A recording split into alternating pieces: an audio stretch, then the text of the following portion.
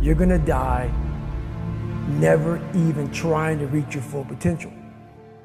This was the life that you were supposed to live, but you didn't try. Those of you who are listening to this, whoever hear this, you will not find toughness in a comfortable environment. You will not find it.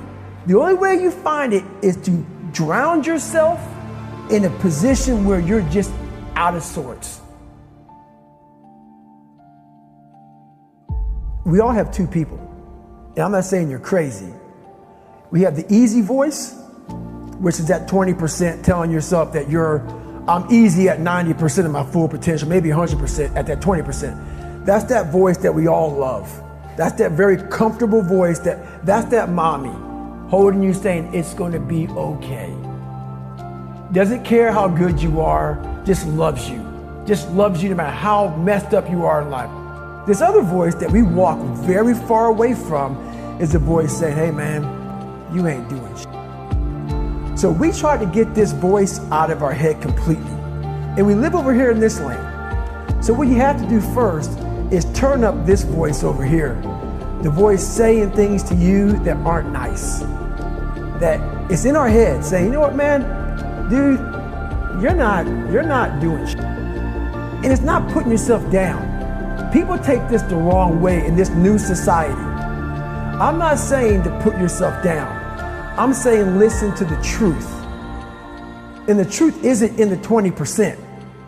The truth is in this other part of your brain saying, look, man, you're wasting a bunch of percentage here. We have 80 more percent that we're not tapping into because in this other 80% is suffering, pain, failure, self-doubt, darkness, and then a whole bunch of light. But to get to this light, you gotta go through all of this shit. So a lot of us know that. I can get over here, but over here, man, this is much better because I gotta go through this journey that is not fun.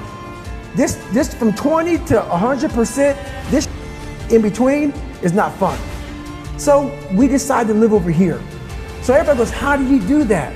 You know exactly how to do that. You know exactly, it's not a magic trick. There's nothing I talk about in that book that's a magic trick.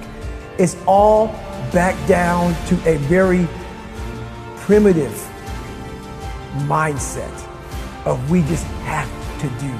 It's like breathing. Breathing becomes normal. Like we don't know that we're doing it. That's how you have to live your life. When that alarm clock goes off at 4 or 5 in the morning, your mind says no. You just say, this is what we do. It's what we do now. Because to get to where you want to go, the amount of pain involved, I'm not saying physical, I'm not saying you got to break yourself off.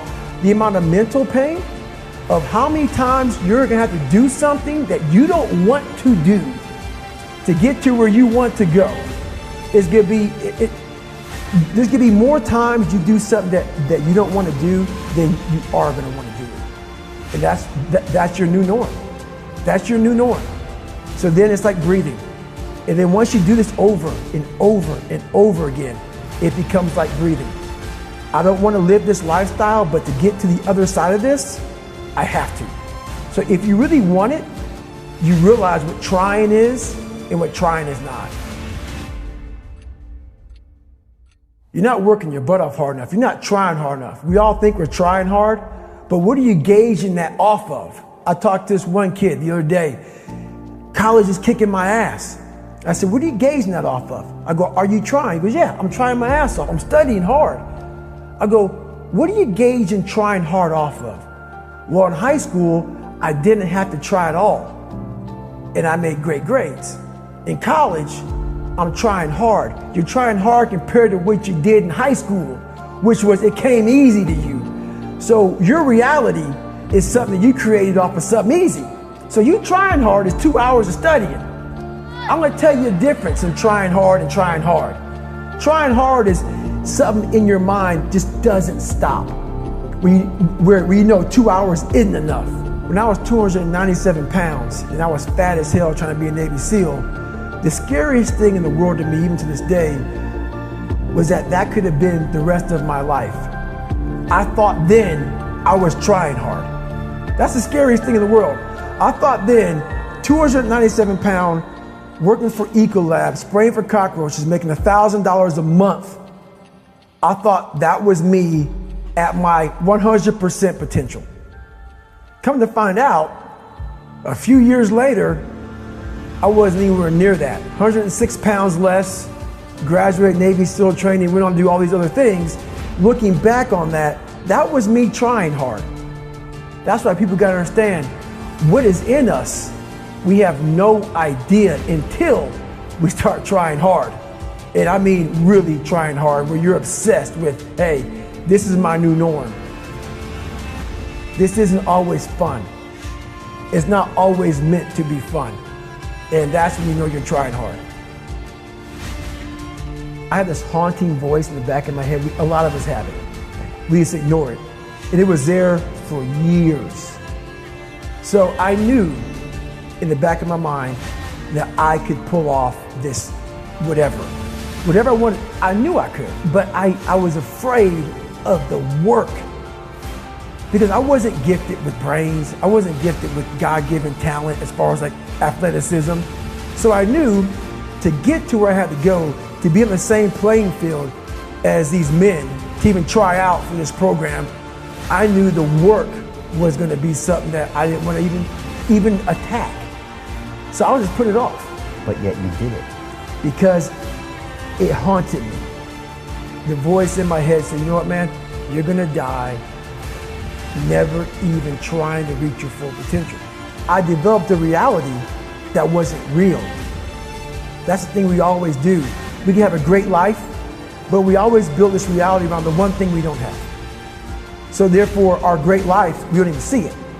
We see the one piece of clothing we weren't able to get versus the amazing things we have. So we focus on that. I was the king of focusing on the one bad thing in my life. The one bad person called me nigger. Everything bad, I focused on that. But over here was a beautiful reality of my life. Even though I came from nothing, where I could have taken my mind for the possibilities of where I can go if I work harder. That was all over here, but I lived in the filth over here. This was the life that you were supposed to live, but you didn't try. Just by going to war with myself every day and putting these challenges and these goals and these obstacles, these insurmountable obstacles. So it wasn't about losing 106 pounds. Me losing 5 pounds was an accomplishment. Me losing 10 pounds and then 50 pounds. And then the more I did this, the more I gained confidence. And then the more I gained confidence, the more I realized, these Navy SEALs, man. These guys can't do what I'm doing right now. I had no coach, had no trainer, had no money. I didn't know how to lose weight. I had no knowledge of what I was doing. I was just working. I was just sacrificing. And then through that, all these different tools started coming up.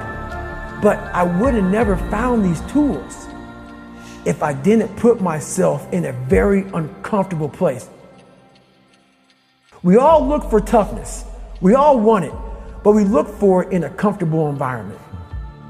You will not find toughness in a comfortable environment. Those of you who are listening to this, whoever hear this, you will not find it. I was trying to look for it everywhere.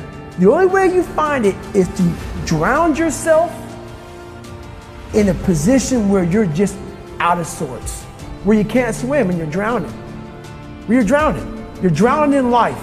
But you say, you know what, man? Dad, I'm gonna figure out how to backstroke or something. And then through figuring out all these tools, your mind starts to, when you quit, your mind does this. Because you're out. Once you say, I'm not gonna quit, this is the 40%. When you quit, your mind says, we're done. So it doesn't expand. There's no expansion when you quit. When you say, F you, this sucks, I'm drowning, I'm miserable, I'm suffering, I'm broken, but I'm not going anywhere. What happens to your mind is it does this. It says, he's not leaving. So we got to expand. We got to grow. We got to figure this thing out. So then these compartments in your brain start to they have to work. They have to work. And then you start to engage parts of your mind that you never engaged before. But you can't engage it by sitting back in these nice chairs, drinking this nice water, talking to you, talking about what I want to do. That's where the 40% thing comes in. It comes in when you're in suffer mode and you say, I'm not going to quit. You're forcing your brain now to operate on a level it's not used to, but then it becomes used to it.